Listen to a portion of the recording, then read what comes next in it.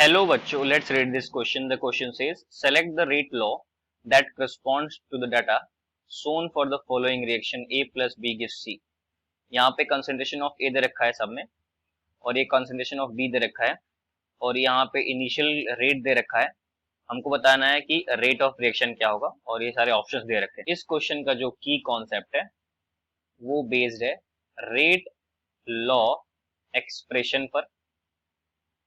ये कैसे होगा? तो यहाँ पे देखिए, अगर मान लीजिए एक हमारे पास रिएक्शन दे रखा है A plus B gives C, तो इसका जो हमारा रेट ऑफ रिएक्शन होगा on the basis of rate law expression, ये हो जाएगा K टाइम्स ऑफ A का पावर M और B का पावर N.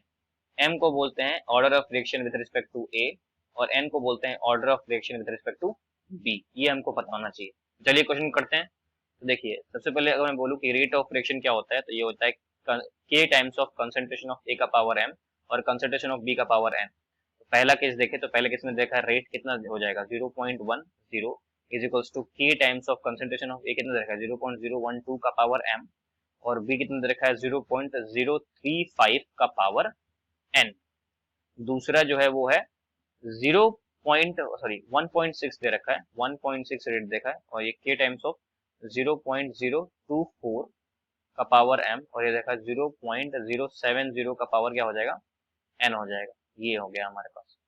तीसरा जो है वो दिया रखा है 0.20 is equals to K times of concentration of 0.024 का पावर M और ये देखा 0.035 का पावर N.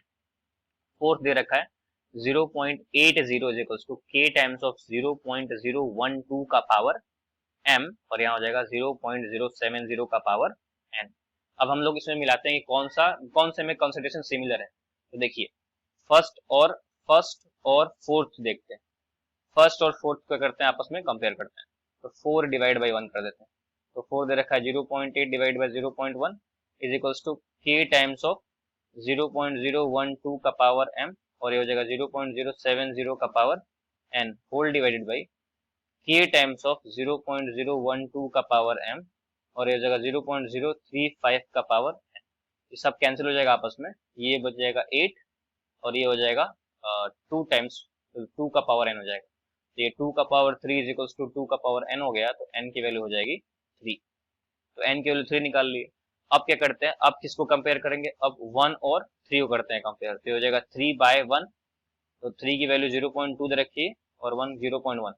तो हो जाएगा K टाइम्स ऑफ 0.024 का पावर m और 0.035 का power n whole divide by K times of 0.012 का पावर M और 0.035 का पावर N.